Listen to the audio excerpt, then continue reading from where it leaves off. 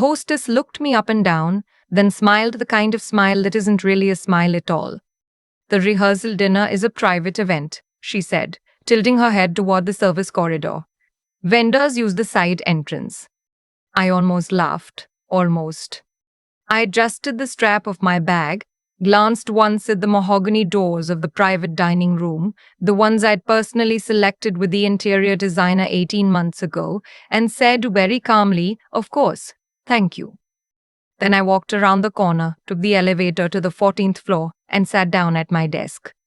My sister was getting married in 2 days. She'd chosen my restaurant group's flagship property for her rehearsal dinner, without telling me she'd chosen it, which I only found out when my events manager forwarded me the booking. The name on the reservation was her fiancé's family, the Hartfields. 80 guests, 4-course tasting menu, full bar, private room overlooking the harbor. I'd approved it myself months ago without connecting the dots. Whitmore Hospitality Group owns 6 properties in this city. I don't memorize every reservation. I should probably back up. My name is Josie. I'm 31 years old. My sister Tatum is 28, and she has spent the better part of our adult lives pretending I don't exist in rooms where it matters. Not out of cruelty, exactly. More out of embarrassment. I wore second-hand clothes to her college graduation. I drove a 12-year-old Honda to her law school send-off party. I didn't have the vocabulary for the circle she was moving into, and she had decided, somewhere along the way, that I was a liability. What Tatum didn't know, what I'd never told her because she'd never once asked what I actually did for a living, was that I'd spent the last 7 years building something, a restaurant first, then a second, then a partnership that turned into an acquisition that turned into the kind of thing that gets written up in business journals I don't have time to read. Whitmore Hospitality Group is mine. The flagship on the harbor is mine. The hostess who sent me to the service entrance works for me. I hadn't planned on that being relevant tonight. I'd come early to check on a ventilation issue in the kitchen that my chef had flagged that morning. A routine visit. I wasn't even planning to attend the dinner. Tatum hadn't officially invited me, though my mother had called twice to ask if I was coming, which I'd taken as a soft yes from someone who didn't want to make it a whole thing. I'd let it go. I was good at letting things go. 7 years of 18-hour days leaves you very little energy for family drama. But I was there, and the hostess had sent me to the side entrance, and now I was sitting in my office watching the harbor lights and thinking about whether to go back down at all. My phone buzzed. It was my chef, Petra, not from the file. A different Petra? My Petra, the one who'd been with me since the second location and who had exactly 0 patience for anything she considered unnecessary. Ventilation is fixed. You should know the private dining room client changed the menu again. For the 4th time today. I stared at that message for a long moment. Changed it how? I typed back. Dropped the halibut, added a truffle course, complained that the amuse-bouche was too rustic. Her words. The fiancé's mother has been in the kitchen twice already. She rearranged my garnish station. I set my phone down very carefully on my desk. The fiancé's mother. That would be Lynette Hartfield. I'd heard the name before, vaguely. Old money, newer social ambitions, the particular combination that makes people feel entitled to rearrange other people's garnish stations. I pulled up the event file on my computer. The original booking had included a note from my events manager. Client requests full deference to family preferences. High maintenance, handle with care. High maintenance. 4 menu changes. My garnish station. I thought about going home. I thought about it seriously. I had a perfectly comfortable apartment 12 minutes away, a dog who needed walking, a glass of wine with my name on it. Then my phone buzzed again. This time it was my mother. "Josie, are you coming?" Tatum is asking. I read that 3 times, Tatum was asking. That was new. Tatum asking was the kind of thing that happened when something was wrong, or when she needed something, or occasionally both. "I'll be down in a few minutes," I typed back. I changed out of my work jacket into the nicer blazer I kept in my office for last-minute meetings.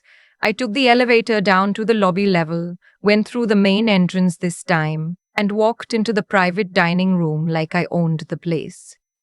Because I do. The room was already full when I arrived. 80 people arranged around round tables with the custom linens I'd ordered from a supplier in Portugal. The lighting was warm and low, the kind of atmosphere that takes 2 years and a very specific dimmer system to get right. The harbor glittered through the floor to ceiling windows. My mother found me before anyone else did. She hugged me the way she always hugs me, tight and slightly desperate, like she's hoping physical contact will smooth over everything she doesn't know how to say. You came, she said. I said I would. She pressed her lips together. Tatum's at the head table. I should warn you, the Hartfields are a lot. I've heard. I found a seat near my mother's table and tried to be invisible, which is something I've had a lot of practice at. I watched the room. I noted the new truffle course on the menu card. My chef had executed it beautifully, despite approximately 45 minutes of notice. I watched a server navigate the room with the particular focus calm that good training produces, and felt the small private satisfaction of knowing I'd built a team like that. I was doing fine, actually. I was going to get through this evening and go home and walk my dog, and that was going to be the end of it. Then Lynette Hartfield sat down next to me. She didn't introduce herself. She was the kind of woman who assumed you already knew who she was, which, to be fair, I did. She was 60s, immaculate, with the posture of someone who'd attended finishing school and never entirely left. She looked at me the way the hostess had looked at me, with that particular assessment that takes in your clothes and your hair and your shoes and arrives at a conclusion before you've said a word. You must be Tatum's sister, she said, the one from Portland. I'm from Portland, the way I'm from anywhere. I was born there. I left at 22. But I understood what she meant by it. That's me, I said. Tatum mentioned you work in food service. She said it pleasantly. The kind of pleasantly that has a knife in it. Something like that. She nodded, as if I'd confirmed something she already suspected. I've been trying to get the kitchen to understand that the truffle course needs to come out warmer. They keep saying the temperature is correct, but I really do think the ideal serving temperature for truffle dishes is actually room temperature, I said. Heat diminishes the aromatic compounds. Your chef is right. She looked at me. Something like that, I said again, and smiled and picked up my water glass. The dinner proceeded. Courses came out at the correct temperatures. The service was flawless in the way that good service always is. Invisible, anticipatory, never intrusive. I watched my team work and tried not to feel too proprietary about it. Tatum and I made eye contact exactly once before dinner. She gave me the small, tight nod of someone acknowledging an obligation, and I gave her a genuine smile. Because despite everything, she was my sister, and I'd shown up. The trouble started at the third course. I heard it before I saw it, a shift in the ambient noise of the room, the kind of collective intake of breath that means something is happening. I turned to see two women at the far end of the room who I recognized as Hartfield relatives getting to their feet, and Lynette Hartfield standing very still near the table, holding something. A phone, playing a video. I couldn't hear it from where I was sitting, but I could see Tatum's face from across the room, and what I saw there was the specific expression of someone who has just watched the floor open beneath them. I stood up. My mother touched my arm. Josie, I see it. I moved through the room toward the commotion, not rushing, just moving with purpose. What I pieced together over the next few minutes from fragments of conversation and Tatum's increasingly pale face was this. Lynette had been conducting a quiet investigation into our family's finances. She had concerns, she said, about the environment her son was marrying into. She had a video, I didn't watch it, but others did, of my father, years ago in a business dispute that had looked bad out of context. She had, in other words, decided to end the engagement tonight, in public, at a dinner in a room that I owned. And where was the fun in that? I walked up to Lynette Hartfield and said, quietly, I think we should step out for a moment. She looked at me with the expression people use when they're humoring someone who doesn't understand the situation. I don't think that's necessary. I do, I said, and I think if you check with your events coordinator, you'll find that I have a little more standing here than you might expect. She blinked. I'm sorry. My name is Josie Whitmore. I let that sit for exactly 1 second. This is a Whitmore hospitality property. All of them are. The reservation tonight is paid for by the same corporate account that signs your catering contract, which I'm looking at on my phone right now, and which includes a very clear clause about behavior that creates a hostile environment for other guests. The room had gone very quiet. Lynette's face did something complicated. You own. Would you like me to show you the paperwork? I asked. I have it upstairs. I was actually working late when I decided to come down. She did not want to see the paperwork. What she wanted, I could see, was for the floor to open up beneath her now. The video was still playing faintly from her phone. One of her relatives reached over and stopped it. I want to be very clear, I said, still quietly, still pleasantly, that I'm not asking you to leave. This is still my sister's rehearsal dinner. It is still a celebration. But if you choose to continue what you were doing, I'll need to ask the events team to step in, and the conversation about the contract renewal for your son's corporate events, which my team handles, I've just been reminded, will have a very different tone on Monday morning. Lynette Hartfield sat down. I turned to look at Tatum, my sister, who had not invited me tonight, who had let me be sent to the service entrance without knowing it, who had spent years treating me like an afterthought. She was staring at me with an expression I didn't have a name for. I nodded once, the same way she'd nodded at me across the room earlier. An acknowledgement, an obligation, returned. Then I walked back to my table, sat down, picked up my fork, and ate the truffle course. It was excellent. My chef was going to get a raise. The room recovered the way rooms do, slowly, then all at once. Conversation resumed, wine was poured. The fourth course arrived on time. My team was extraordinary. Not one of them had broken their professional composure throughout the entire scene, which I noted with the particular pride of someone who has spent 7 years building a culture on purpose. Lynette spoke to no one for the rest of the evening. Her son, Tatum's fiancé, who had been standing frozen near the window, eventually made his way to our table and said something quiet to my mother that made her reach up and pat his hand. After the final course, my events manager appeared at my elbow. She'd been monitoring the situation since the ventilation call brought me in, because that's the kind of person she is. The Hartfield corporate contract renewal is in October, she said under her breath. I know, I said. Do you want me to? Send them the standard renewal terms. We don't retaliate for bad manners. We just don't reward them either. She nodded and disappeared back into the architecture of the evening. Tatum found me near the courtroom afterward, when the guests were beginning to filter out and the room was being quietly reset by my staff. She was still in her party dress, her makeup slightly less perfect than it had been 3 hours ago. I didn't know you owned this place, she said. I know. I didn't even know you were here at first. Someone told me you came in through the... She stopped, pressed her lips together. Why didn't you ever tell me? I thought about that seriously, the way the question deserved. You never asked what I was doing, I said.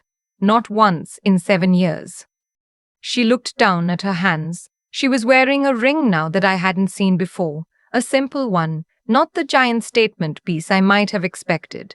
I noticed that and thought it was probably a good sign. I called you a food service worker to her, Tatum said. To Lynette, I said you worked in food service.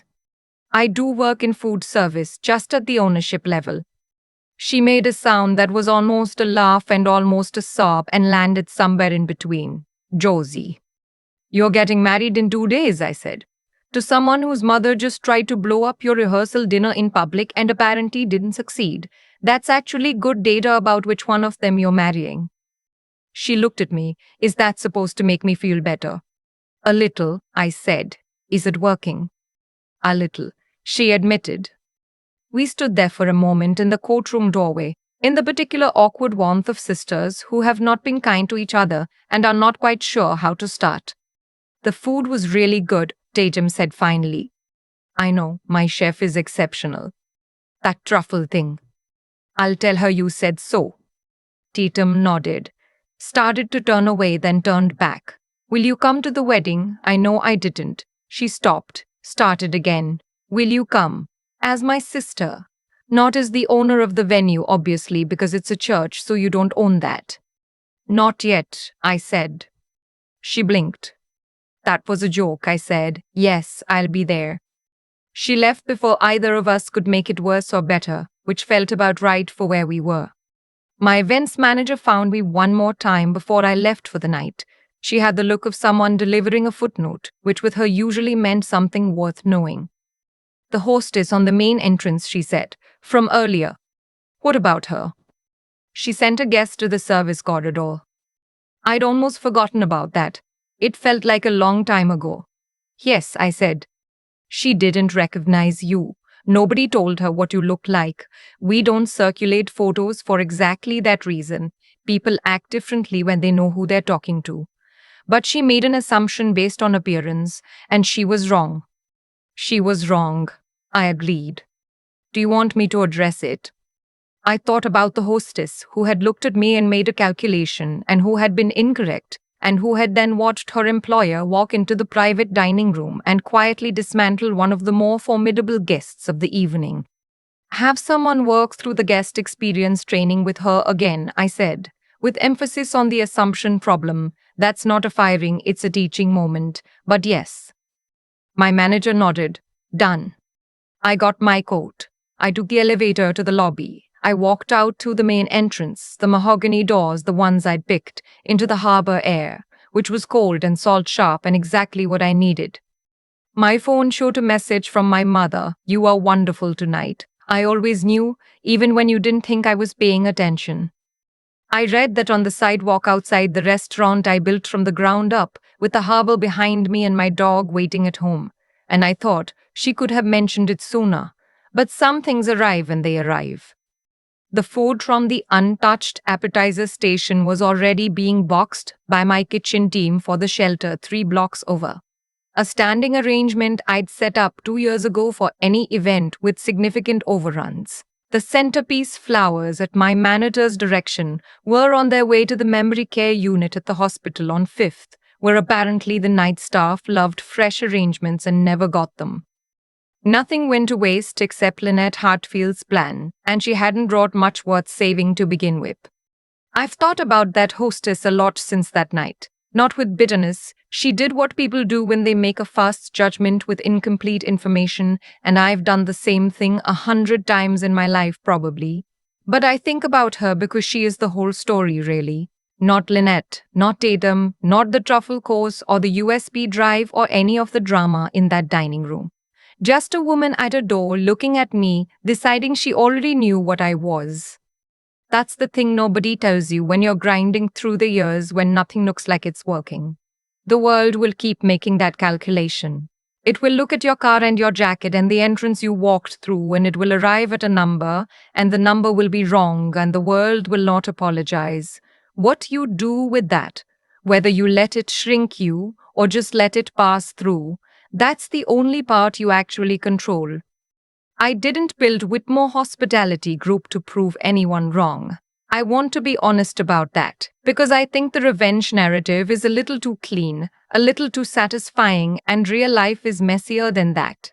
I built it because I loved the work. I loved the problem of it. How do you make a room feel like somewhere people want to stay? How do you build a team that cares about the details when you're not watching? Those questions kept me going at 2 in the morning when the numbers weren't adding up, not the memory of anyone who'd looked past me at a party. But I also won't pretend that walking into that dining room didn't feel like something. It did. Not triumph, exactly. More like clarity. The kind you get when you've been patient long enough that the situation explains itself without you having to say a word. Lynette sat down not because I threatened her. She sat down because she ran the math, and the math was different than she'd expected. That's not a moral victory so much as a practical one. And I think it's worth being clear about the difference. I didn't win because I was good. I won because I'd spent 7 years making decisions that compounded quietly while nobody was paying attention. That's the part I want Tatum to understand, if she ever really thinks about that night. Not that I bested her future mother-in-law, but that the 7 years she wasn't watching were the 7 years that mattered. The ones where I showed up anyway, kept going anyway, made the next decision as well as I could even when the previous one hadn't paid off yet. Integrity isn't dramatic, it doesn't announce itself. It just accumulates until one day you're standing in a room and the room is yours and you didn't even plan for it to go that way. I promoted my chef 2 weeks after the dinner. I also had the full guest experience training refreshed across all 6 properties with a specific module on assumption based errors. The hostess who sent me to the side entrance completed it and, from what my manager tells me, became one of the strongest advocates for it on her team. That's the outcome I actually care about. Not the embarrassment of one difficult woman at a dinner party, but a team that's a little sharper, a little more careful, a little more likely to treat the next person through that door like they might be someone worth knowing. Most people are, if you look long enough to find out.